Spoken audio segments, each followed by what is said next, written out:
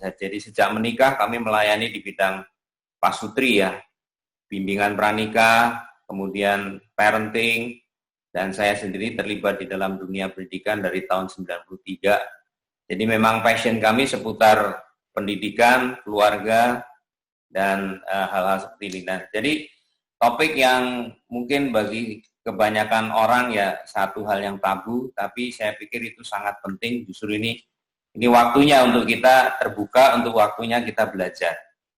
Nah, saya sharing dari screen saya supaya nanti mungkin saya setelah itu ada pertanyaan. Oke, jadi ini judulnya adalah tentang pendidikan seks untuk anak. Jadi saya ganti bukan dini tapi anak saja karena sifatnya umum, karena di sini yang hadir juga mungkin anaknya sudah ada yang remaja dan sebagainya. Oke, dasar firman Tuhannya prinsipnya begini. Jadi ketika Tuhan menciptakan, itu sebetulnya dalam pola Tuhan itu ada sesuatu yang lengkap ya.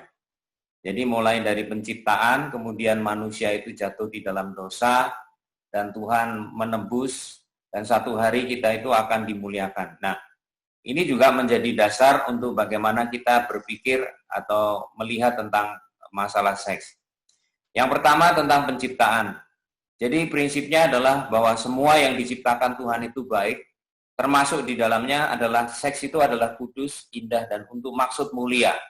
Jadi sebenarnya ketika kita bicara tentang seks, harusnya kita tidak perlu malu karena itu Tuhan ciptakan awalnya adalah sesuatu yang kudus, indah, dan untuk satu tujuan yang mulia. Nah, di dalam membicarakan tentang seks tidak terlepas dari bagaimana hubungan seks dalam pernikahan. Karena akhirnya seks itu sebetulnya diciptakan Tuhan dalam konteks pernikahan, bukan dalam konteks yang lain.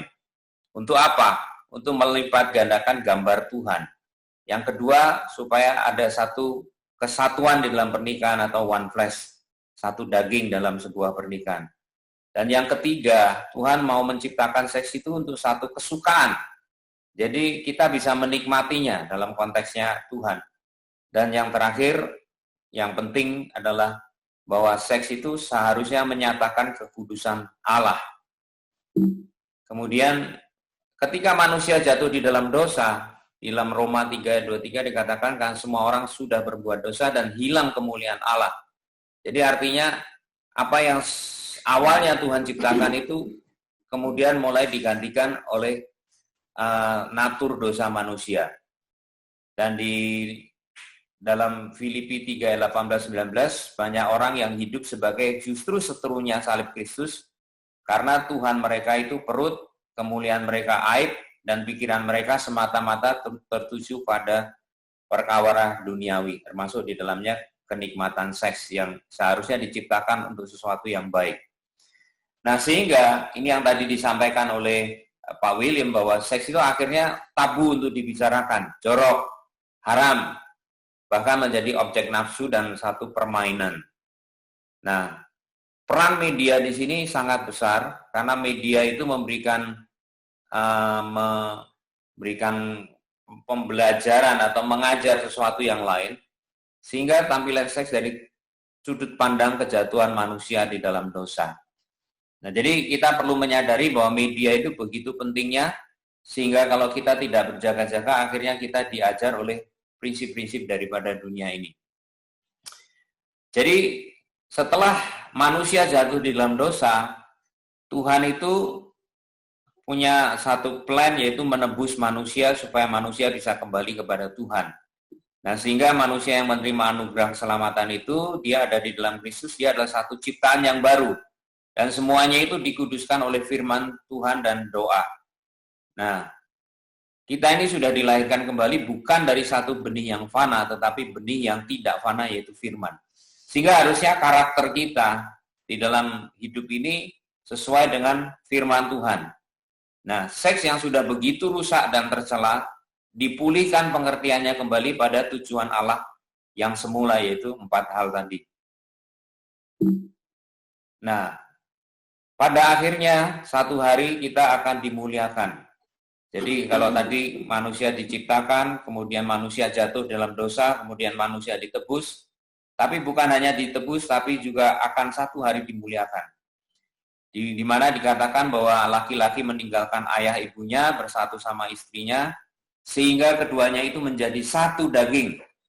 Nah, kenapa ini menjadi sesuatu yang mulia? Karena di dalam Efesus pasal 5 ayat 32, Paulus berkata bahwa rahasia ini besar, bicara tentang pernikahan, tapi yang dia maksudkan adalah hubungan Kristus dengan jemaat. Jadi ternyata hubungan suami istri itu di mata Tuhan itu sangat mulia, yaitu hubungan antara Allah sendiri, Kristus dengan jemaat, yang harusnya kita tempatkan seperti itu. Nah, seks itu harusnya menjadi sarana untuk menyaksikan bagaimana kudusnya hubungan Kristus dengan jemaat. Ini yang harus kita harus ditekankan, pengertian seperti ini. Nah, kita punya satu keinginan, kerinduan bahwa anak-anak kita, meskipun mereka itu ada di tengah-tengah budaya yang begitu sekuler, yang begitu meninggikan masalah kenikmatan seks dan sebagainya, kita perlu mempersiapkan mereka menjadi anak-anak atau pribadi-pribadi yang tangguh dan berjaga-jaga dan bahkan menjaga kesucian hidup itu penting. Nah, karena kita itu beda usia, bisa beda kebutuhan, maka di dalam memperkenalkan tentang seks ini pun kita harus bertahap dan tergantung usianya. Ada 4 hal atau 4 bagian sebelum seseorang menikah. Yang pertama, kita perlu memberikan fondasi, kemudian setelah fondasinya jelas, kemudian kita akan memberikan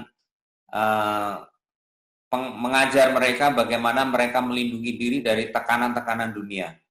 Nah, kemudian preparation stage, waktu anak-anak usia pancaroba itu, kita menyiapkan mereka karena mereka masuk dalam usia dewasa dan harus berhadapan dengan segala macam pemikiran dunia dan tekanan-tekanan dari dunia ini. Nah, yang keempat, itu adalah fulfillment stage, adalah persiapan seseorang masuk di dalam pernikahan. Nah, di dalam foundation state atau usia 0-5 tahun ini, kita perlu mengajarkan bahwa seorang anak itu lahir secara unik. Nah, sehingga nama itu penting ya, karena nama itu berbicara tentang penerimaan, penghargaan, dan pengharapan. Makanya orang memberikan nama kepada seseorang itu pasti namanya baik-baik ya. Ya, saya dikasih nama Budi Cahyono dengan harapan Budi saya bisa bercahaya. Nah, itu harapan dari orang tua saya. Istri saya, Berlianti, mungkin diharapkan dia menjadi satu yang berharga dan bernilai. Jadi, nggak ada orang yang memberi nama sesuatu yang jelek ya. Ada satu teman saya namanya Selamat Makmur. Diharapkan dia selamat dan makmur. Itu menarik ya. Jadi setiap orang itu sebetulnya memberi nama sesuai dengan filosofi atau pengharapan yang ada di belakangnya. Nah, termasuk di dalam masalah seks ini, ada 2 proses penting, yaitu pembentukan identitas seksual dan membangun perilaku peran seksual yang sehat. Yang kedua, itu bicara tentang waktu usia SD atau elementary school. Nah, di sini ketika seorang anak itu nanti akan mulai berinteraksi secara intens dengan anak-anak dari lingkungan yang berbeda. Nah, penting untuk kita mengajarkan yaitu perlindungan fisik. Dalam artian bahwa mengajari perlindungan supaya mereka itu tidak dilecehkan, tidak dibully, tidak menjadi korban predator seks dan sebagainya, kita harus mengajar anak-anak seperti itu. Lalu yang kedua bicara memberikan perlindungan jiwa. Jadi perlindungan jiwa artinya lewat media itu akan banyak sekali serangan-serangan yang akan hadir dalam kehidupan seseorang anak ya, tentang masalah seks dini, lalu kemudian sekarang yang mungkin sangat tren itu bicara tentang LGBT, itu begitu banyak pertanyaan, itu pasti akan kita harus menjawabnya dengan jelas dari dasar firman Tuhan. Kemudian bicara perlindungan rohani, kita perlu menjaga anak-anak kita di dalam doa dan firman Tuhan. Nah, Makanya penting kita untuk memahami dan belajar mendalam tentang firman Tuhan, bagaimana mengajarkan anak-anak tentang seks ini. Kemudian dalam masa-masa anak usia high school ya, baik yang junior maupun senior, kita perlu mempersiapkan anak di dalam kematangan seksual, karena pada usia-usia ini umumnya mereka mengalami begitu banyak perubahan dalam fisiknya, dalam pergaulannya, dalam mentalnya, dan sebagainya. Dan kemudian kita perlu meletakkan dasar-dasar pernikahan yang benar, bahwa pernikahan itu antara laki-laki dan perempuan, antara satu laki-laki dan satu perempuan, dan satu perempuan dan satu laki-laki. Seperti itu menjadi penting, karena hari-hari ini justru institusi pernikahan itu diserang habis-habisan dengan isu tentang LGBT. Nah, di dalam masa-masa setelah anak-anak masuk di high school dan masuk di dalam masa kuliah, inilah masa yang paling kritikal mempersiapkan mereka untuk menikah. Sehingga inilah waktunya justru bukan kita makin jarang waktunya, tetapi lebih banyak intens waktunya berdiskusi dan berbicara, karena masa ini adalah masa untuk menerapkan apa yang pernah diajarkan oleh orang tua. Kemudian masa yang penting dalam menetapkan pasangan hidup, karena ini adalah merupakan satu keputusan penting kedua di dalam kehidupan setelah menerima Kristus sebagai Tuhan dan Juru Selamat kita. Orang tua punya fungsi mendoakan pasangan hidupnya, bahkan bukan pada waktu anak itu masuk usia seperti ini. Bahkan mendoakan pasangan hidup adalah ketika mereka masih kecil sekalipun, kita mendoakan supaya Tuhan memberikan pasangan hidup yang memang dari Tuhan. Dan keterlibatan orang tua aktif sebagai wakil Tuhan sangat penting juga. Dalam menjelaskan seputar seks ya kepada anak, itu sebenarnya tidak lepas dari kita sebagai orang tua atau siapa yang membawakannya kepada mereka. Nah, kita sendiri sebagai orang tua juga belum tentu kita mengerti benar-benar bagaimana menjelaskan hal itu ya, karena kita sendiri juga ruwet pikirannya tentang seks gitu. Ya mungkin kita tahunya juga dari sumber-sumber yang kita sendiri juga nggak yakin, dan kita nggak mau bahkan anak kita tahu dari sumber tersebut gitu loh.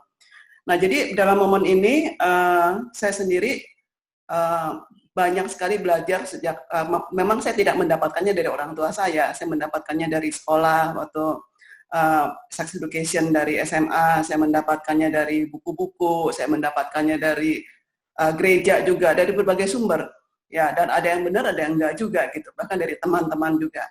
Nah, ini semua berputar di dalam otak saya, dan kemudian ketika saya bertobat, saya mulai melihat, oh ternyata ini salah dan itu benar gitu loh. Nah, tapi memang sebagian besar yang saya dapatkan sumber itu adalah dari hal-hal yang melihat itu dari kejatuhan manusia, yaitu seks itu adalah tabu dan haram untuk dibicarakan, sehingga tidak enak berbicara tentang hal itu.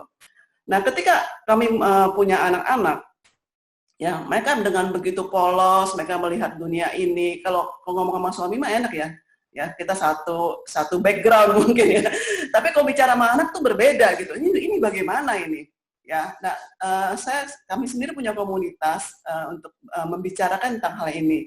Ini kalau anak gua nanya kayak gini, lu mau jawabnya apa ya? Lalu ada ide-ide dan kita memilih yang sesuai untuk anak-anak kita.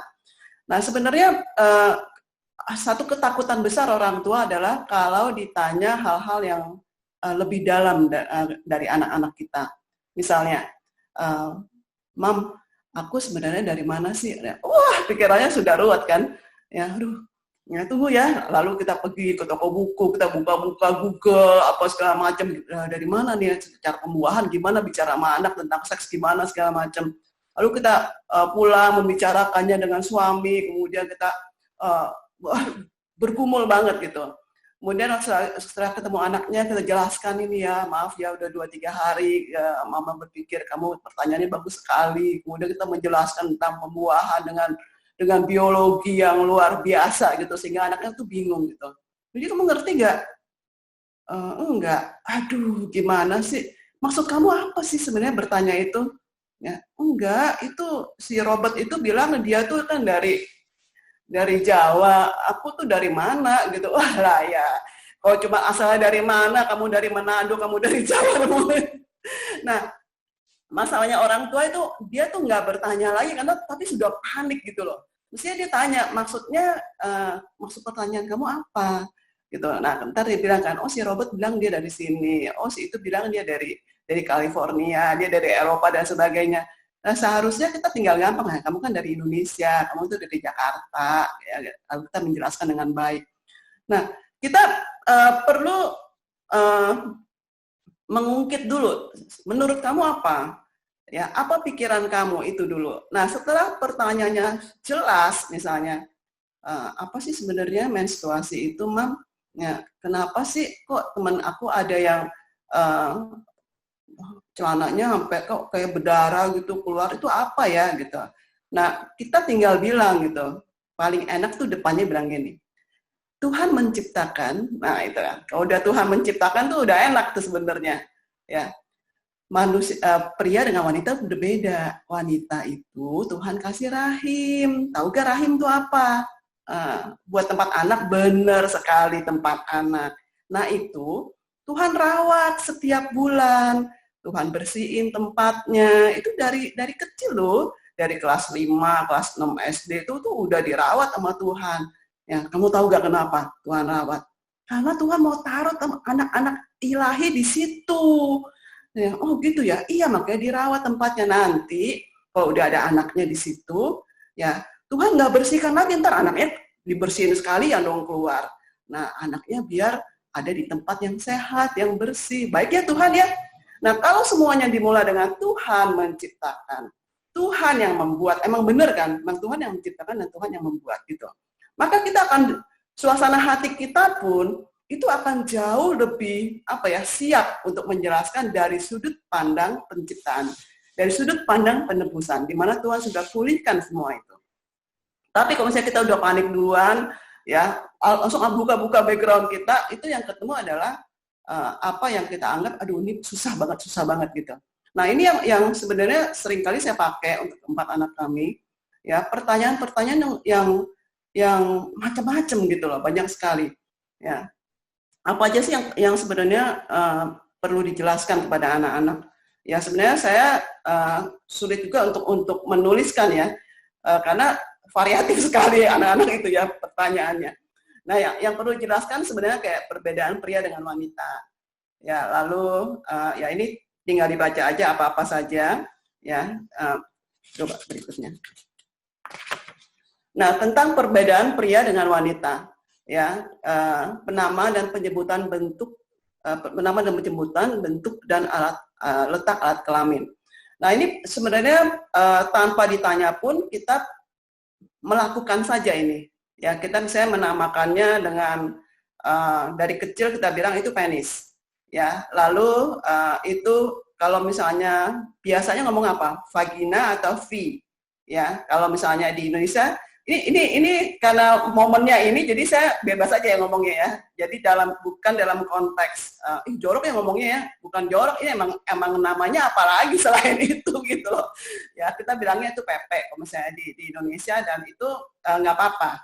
Ya, jadi kalau misalnya, Mam gatel, ya, apanya yang gatel? Burung apa yang gatel gitu kan? Maksudnya burung itu kan nama untuk binatang gitu loh. Ya jangan dipakai nama yang sama untuk alat kelamin yang Tuhan ciptakan gitu kan.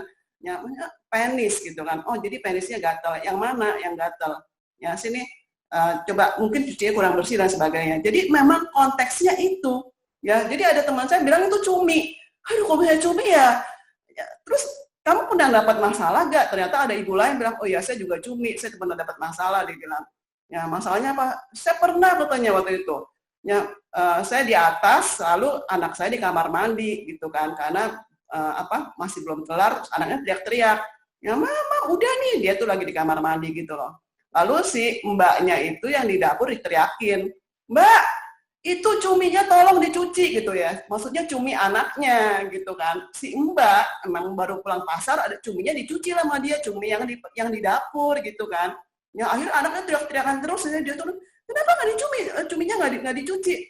Cumi udah dicuci nyonya katanya. Ternyata maksudnya ya tuh kan, jangan pakai satu nama yang sudah ada barangnya dengan untuk alat kelamin gitu loh.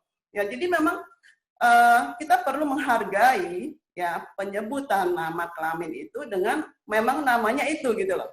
Ya, nah kemudian apalagi bentuk dengan letak alat kelamin. Ya, ini saya pernah punya masalah juga karena tidak menjelaskan ya. Memang momennya itu tidak ada waktu itu ya. Biasanya saya jelaskan itu kepada anak pertama sama kedua itu waktu malam-malam lagi momennya ada. Kamu tahu gak kena bedanya apa? Boy sama girl. Lalu saya jelaskan gitu. Nah, terus yang anak ketiga, karena sudah anak ketiga, saya kayak lebih longgar gitu, saya nggak jelasin. Kejadian lah waktu itu kan, anak-anak kedua kan laki-laki, ya si Dion namanya. Anak ketiga itu Esther, perempuan. Ya, saya nggak jelasin gitu loh, bentuk dan letak alat kelaminnya gitu kan. Nah, ini anak nih nggak pernah ngeliat gitu loh alat kelamin pria itu seperti apa gitu. Kita berenang gitu kan, rame-rame, ini masih kecil-kecil, dia masih belum sekolah gitu, itu anak yang ketiga.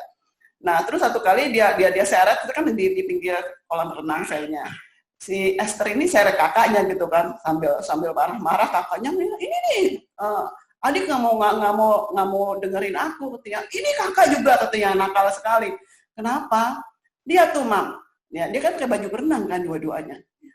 Ini kakak Dion ini nih, dia masukin permen ke dalam celana dia katanya. Aku suruh keluarin, nggak boleh masukin permen ke dalam kolam renang, dia bilang gitu.